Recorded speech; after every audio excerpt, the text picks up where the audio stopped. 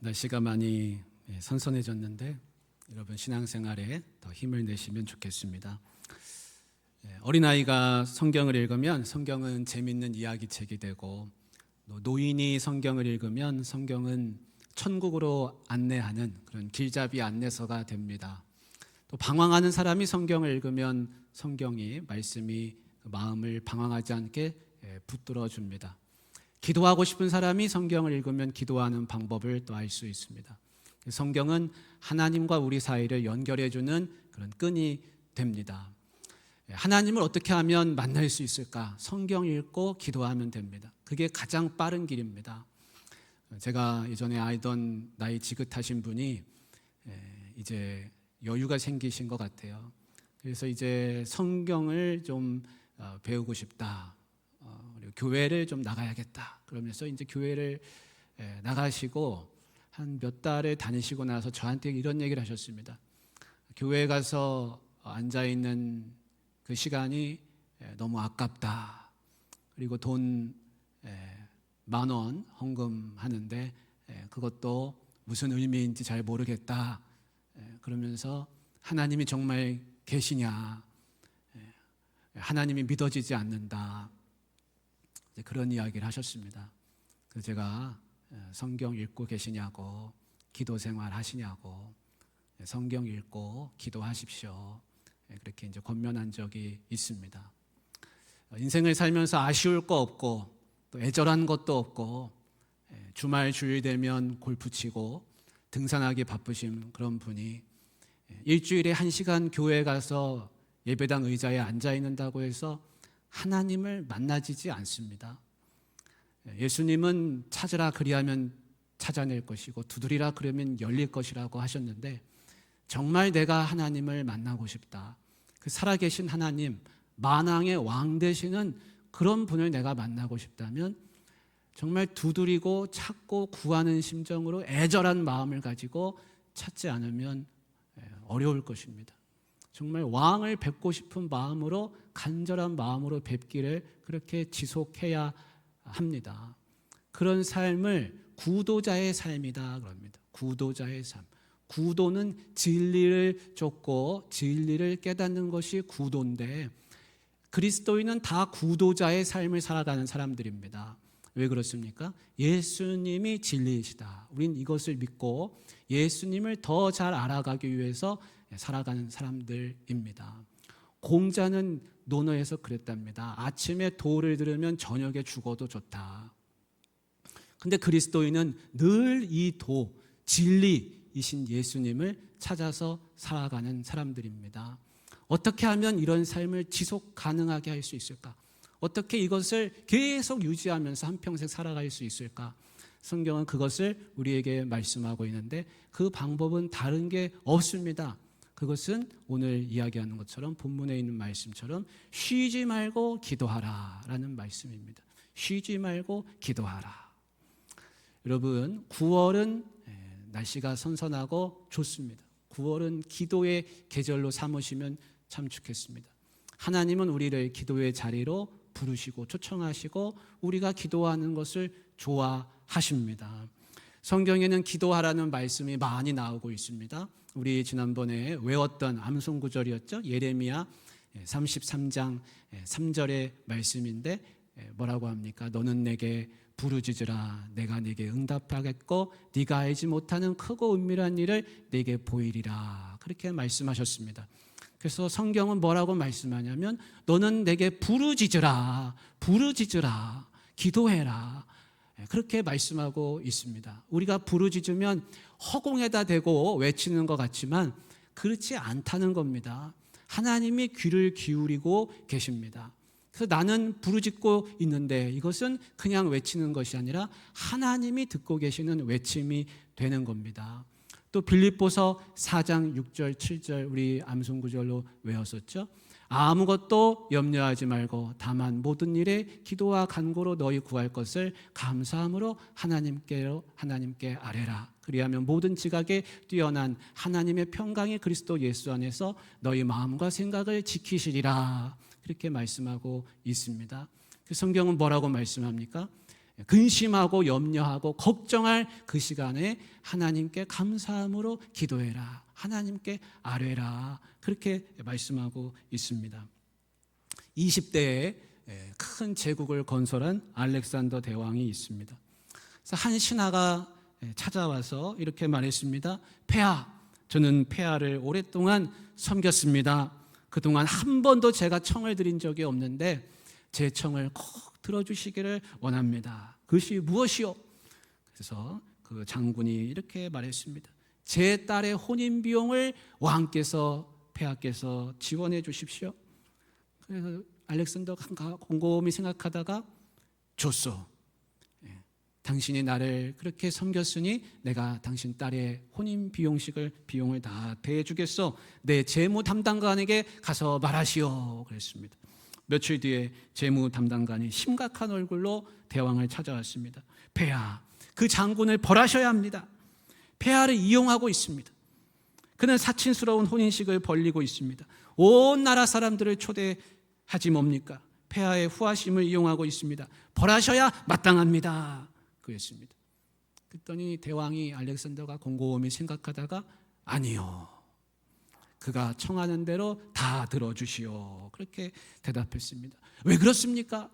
그러자 대왕은 이렇게 말했습니다. 그것은 장군이 두 가지 면에서 내 마음을 흡족하게 했기 때문이요. 첫째는 그가 내가 모든 비용을 대고도 남을 만큼 큰 부자라고, 나는 부유하다고 생각하고 있어. 둘째는 내가 그만큼 후한 사람이라고 생각하고 있어. 그는 나를 그렇게 여기는데 나는 그를 실망시키고 싶지 않소. 그가 나를 그만큼 대단하게 여기기 때문이요. 그러면서 들어주라 그랬습니다. 여러분, 알렉산더 대왕은 자기의 허영과 과신 때문에 들어주라 그렇게 말했는데, 하나님은 어떤 분이십니까? 하나님은 만왕의 왕이시고 세상 만물을 주관하시고 모든 것을 다 소유하신 그런 분이십니다. 우리가 하나님께 하나님 이거 해주십시오, 저거 해주십시오 그렇게 기도할 때 하나님이 너는 왜 나한테 그걸 구하냐, 그렇게 말씀하는 분이 아닙니다. 모른 척하는 분이 아닙니다. 내가 너랑 무슨 상관이냐, 그렇게 하지 않으신다는 겁니다. 하나님은 모든 사람의 기도를 다 들으시기를 원하십니다. 십자가의 강도는 예수님한테 죽어가면서 그랬습니다. 당신의 나라에 임하실 때 저를 좀 기억해 주십시오. 저를 기억해 주소서. 이 한마디를 했는데 예수님은 뭐라고 대답하셨습니까? 오늘 네가 나와 함께 낙원에 있으리라, 그렇게 말씀하셨습니다. 여러분, 생사의 기로에서, 영원한 생명과 영원한 죽음의 갈림길에서 저를 기억해 주십시오, 이 한마디로 그 사람은 주님과 함께 낙원에 머물게 되었습니다. 어떤 사람이 하나님 앞에 복을 받습니까?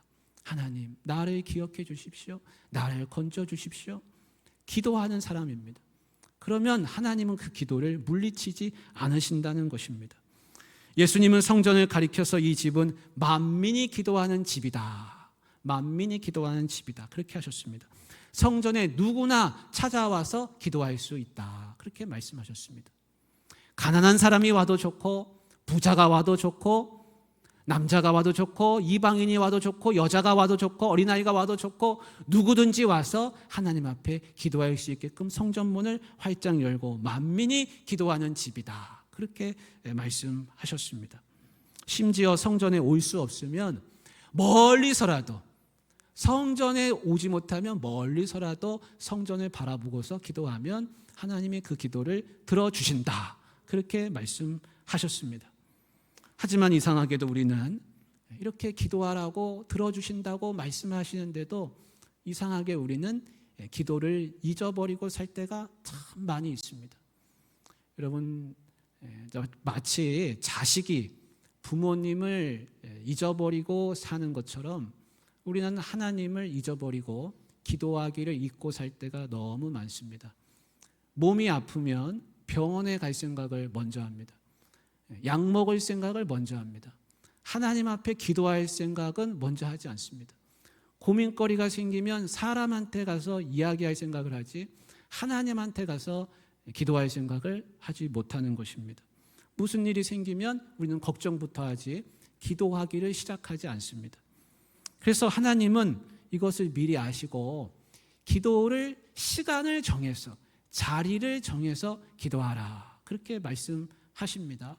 그래서 구약 성경에는 절기 때 기도하고 초하루 때 기도하고 하루 중에도 아침에 기도하고 정오 때 기도하고 오후에 기도하고 하루에 3번씩 기도하라 그렇게 말씀하고 있습니다.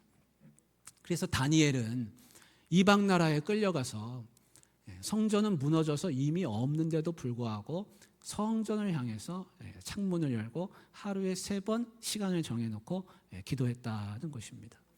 여러분, 백부장 고넬료는 아침에도 기도하고 정오에 기도하고 오후에도 기도하고, 근데 오후에 기도하다가 베드로 사도를 청하라는 그런 천사의 환상을 보게 되었습니다.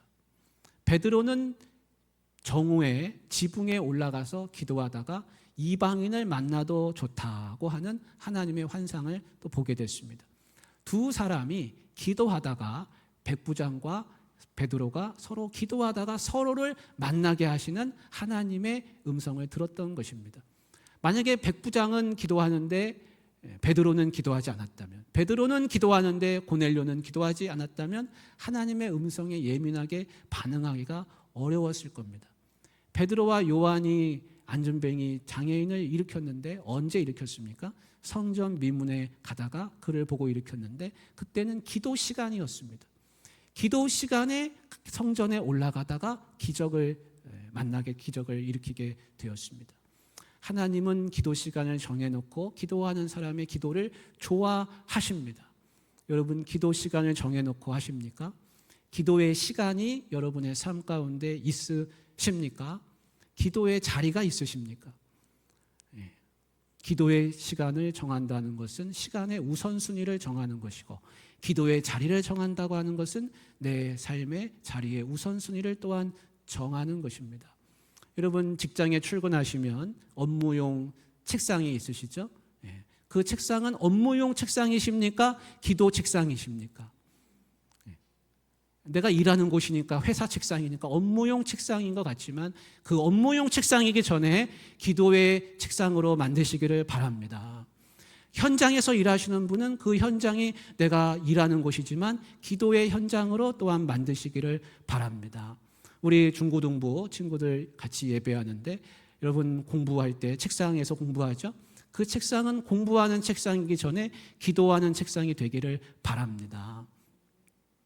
여러분, 기도의 시간, 기도의 자리를 마련하십시오.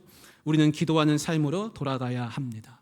오늘 말씀은 쉬지 말고 기도하라, 이 짧은 말씀인데 이 말씀은 기도의 삶을 살으라 라는 말씀과도 같습니다. 기도를 잊지 말고 기도하는 삶을 살아가라는 것입니다. 기도가 친숙하고 일상이 되어야지 기도가 특별한 것, 특별한 무슨 일이 있을 때만 하는 것, 그런 것이 더 이상 되어서는 안 될 것입니다. 그래서 업무용 책상이든 내가 현장이든 내가 공부하는 책상이든 내가 어디 가서 무엇을 하든지 그곳은 기도하는 곳이 되어야 할 것입니다. 어느 목사님이 일본의 정신지체 장애인 시설을 방문하게 됐습니다. 그것은 기독교 신앙에 따라서 운영되는 곳이었습니다. 한 교사와 거기서 이야기 나눌 기회가 생겼습니다. 이렇게 물었습니다. 어떤 일이 가장 힘드십니까? 그랬더니 그녀가 대답했습니다. 매일 10명씩 아이들을 목욕시켜야 하는 일입니다. 그렇게 했습니다. 정말 힘드시겠군요. 어떻게 그런 일을 감당하고 있습니까? 그분이 이렇게 말했습니다. 목욕탕에 들어가서 벌거벗은 아이를 대할 때 이 아이가 예수님이시다 하고 생각하면서 목욕을 시키기 시작합니다. 처음엔 몸과 마음이 다 지쳐서 그만둘까를 여러 번 생각했지요. 하지만 지금은 오히려 마음이 기쁨 가운데 일하고 있습니다. 아이들을 예수님으로 생각할 때 목욕 시간은 나의 기도 시간이 됩니다. 그렇게 말했습니다. 여러분, 기도가 일상이 되어갈 때 우리의 일상은 매일의 반복이 아니라 하나님을 만나는 특별한 시간이 될 줄로 믿습니다. 38살에 까르멜 수도원에 입회해서 평생을 평수사로 살았던 로렌스 형제는 하나님의 임재 연습이라는 책에서 이렇게 말했습니다. 제게는 일상의 임무를 수행하는 시간과 기도 시간이 다르지 않습니다. 저는 부엌의 온갖 번잡함과 달락거리는 소음과 한가운데서도 심지어 몇 사람이 동시에 여러 가지 다른 일을 시킬 때에도 마치 제단 앞에 무릎을 꿇고 있는 것처럼 조용하고 평온하게 하나님을 온전히 소유합니다. 그렇게 말했습니다. 그러면서 이런 말도 했습니다. 생업에 바빠서 하나님과 대화할 시간이 없다고 하는 것은 태만의 이유가 될 수 없다. 그렇게 말하면서 왜냐? 하나님은 언제나 계시고 어디에나 다 계시기 때문이다. 우리에게 필요한 것은 오직 하나님을 향한 사랑이다 라고 했습니다. 만일 내가 기도의 삶을 살지 않고 있다면 그것은 생업이 바빠서가 아니라는 것입니다. 어쩌면 그것은 내 속에 하나님을 향한 사랑이 식어서 옅어져 있기 때문에 그런 것이 아니겠습니까? 쉬지 말고 기도하라는 말씀을 부정하는 것은 나는 항상 예수님이 필요한 사람이다 라는 것을 부정하는 것과 똑같을 것입니다. 여러분, 예수님이 항상 필요하십니까? 그러면 나는 항상 기도하는 사람이어야 할 것입니다. 어떤 분들은 쉬지 말고 기도하라 라는 말씀을 우리의 호흡에 많이 비유합니다. 우리 장로님이 오늘 기도하실 때도 우리의 기도가 우리의 호흡이다 그렇게 말씀하셨는데, 호흡해야 육신이 살 수 있듯이 우리의 영혼이 기도해야 살 수 있다는 것입니다. 여러분, 호흡하지 않고 5분 넘길 수 있는 분 있습니까? 마찬가지로 기도하지 않으면 우리의 영혼이 그렇게 살 수 없다는 것입니다. 그래서 이 말씀은 정말 맞는 말씀입니다. 기도가 우리 영혼의 호흡입니다. 어떤 분은 쉬지 말고 기도하라는 말씀을 하나님과 끊임없이 대화해야 한다는 것으로 생각할 수가 있습니다. 그래서 이렇게 생각하시죠. 나는 5분 기도하면 할 말이 없는데 5분 동안 자식 위해서 기도하고 형제 위해서 기도하고 생각나는 성도들 위해서 기도하고 그러고 시계 보면 5분 간 거예요. 더 기도할 게 없는 거예요. 세계 평화 열방 다 돌았는데 한 10분 지나가는 거죠. 더 기도할 게 없잖아요. 아니 5분 10분 말하면 나는 할 말이 없는데 왜 성경은 쉬지 말고 기도하라고 하냐 의아해 하시는 분도 있습니다. 여러분, 기도는 대화가 맞습니다. 그러나 대화가 항상 말을 많이 해야 되는 것은 아닙니다. 기도는 눈으로도, 대화는 눈으로도 할 수 있습니다. 대화는 손으로도 할 수 있습니다. 많은 말을 하는 것보다 손 한 번 만져 가서 잡아주는 게 훨씬 더 큰 그런 대화가 될 수 있죠. 따뜻한 눈으로 한번 바라보는 게 더 큰 사랑을 전하는 통로가 되기도 합니다. 부부가 밥 먹을 때 남편은 별로 말이 없습니다. 근데 부인은 말을 많이 합니다. 남편은 밥을 먹으면서 뭐 하냐? 생각을 많이 합니다. 입은 먹는 데다 쓰고 이 머리는 또 생각을 합니다. 내일은 무슨 일을 처리하고 누구를 만나고. 남편이 말을 안 하면서 먹고 있지만 사실은 남편은 바쁜 겁니다. 그런 분들이 주로 남성분들인데, 그러나 부인은 입을 먹는 데다가도 쓰고 말하는 데다가도 쓰고 동시에 이것을 식탁에서 다 하죠. 그래서 남편은 한마디만 잘하면 됩니다. 맛있다. 맛있다. 이 말만 하면은 남편은 자랑 대화가 됩니다. 그 다 먹고 나면 남편도 부인도 흡족하고 남편도 흡족해 합니다. 여러분, 이런 말이 있지 않습니까? 부인들은 카페에 가서 3시간 이야기 나누고 헤어지면서 또 전화칩시다. 그러면서 헤어집니다. 남편들은 카페에 가서 1시간 이야기하면 할 말이 떨어집니다. 그리고 헤어질 때는 한 석 달쯤은 안 볼 거다. 그러고 헤어집니다. 그래서 말을 많이 하는 대화도 있고 말을 적게 해도 대화가 잘 되는 경우도 있습니다. 이 쉬지 말고 기도하라는 말은 말을 꼭 많이 하라는 것은 아닙니다. 예수님은 내 안에 거하라. 나도 너희 안에 거하리라 라고 하셨습니다. 기도는 하나님 안에 거하는 것도 훌륭한 기도가 되는 것입니다. 그러다 보면 하나님 안에 내가 머물다 보면 하나님께 하고 싶은 말이 생겨납니다. 마치 부인한테 찌개가 맛있네 한 것처럼 하나님 오늘은 날씨가 참 좋습니다. 바람이 시원합니다. 그런 한마디도 훌륭한 기도가 될 수 있습니다. 그러면서 하나님, 오늘 하루가 하나님 주시는 선물같이 여겨집니다. 이것이 얼마나 큰 고백입니까? 정말 내가 기도하는데 아무 말도 하기가 싫다면 그것은 하나님을 온전히 의지하기 때문인 것인지, 아니면 내 마음이 하나님께 뭔가 답답한 것이 있는데도 말하기가 싫은 것인지를 탐구하게 될 겁니다. 그 탐구하는 것도 훌륭한 기도입니다. 하나님을 온전하게 의지하기 때문에 내가 말을 적게 하는 거다. 그것은 참 다행스러운 일이죠. 근데 내가 마음이 갑갑한데도 하나님께 기도해봐야 하나님 하나 들어주실 것 같지 않은데 지레 짐작해서 내가 마음의 문을 열지 말을 하지 않는다면 그것은 문제가 있습니다. 그러면 하나님께 그 마음을 가지고 계속 나아가면서 하나님 안에 머물다 보면 하나님께서 그런 마음이 들게 하실 것입니다. 얘야, 네가 이전에 뭔가 네 뜻대로 기도했는데 잘 되지가 않아서 그때 그걸로 인해서 네가 상처를 받았구나. 그러나 나는 너와 늘 함께하고 있단다. 나는 너의 목자이단다. 너를 푸른 초장으로 인도하고 있단다. 하나님이 그런 마음도 우리에게 허락해 주실 것입니다. 그러면 맞다. 내가 왜 하나님께 말을 안 하고 있지? 왜 마음이 하나님 앞에서 살면서 갑갑하지? 마음에 뭔가 하나님과 통하지 않는 게 있었구나. 그것을 발견하게 되고 그것을 또한 치유받게 될 것입니다. 이처럼 기도는 하나님과 함께하는 영적인 교제가 되는 것입니다. 오늘 짧은 본문 쉬지 말고 기도하라는 말씀은 기도가 단지 말의 나열이 아니다라는 것을 분명하게 말씀해 주고 있습니다. 오히려 기도는 삶입니다. 기도는 삶의 태도입니다. 하나님을 사랑한 열망입니다. 내가 하나님을 어떻게 생각하는지 내 삶의 모습입니다. 사랑하는 우리 귀한 성도님들, 쉬지 말고 기도하라 라는 말씀, 이것을 기억하시면서 하나님과 떨어져 살지 말라는 뜻이구나. 하나님 안에 늘 머물라는 것이구나.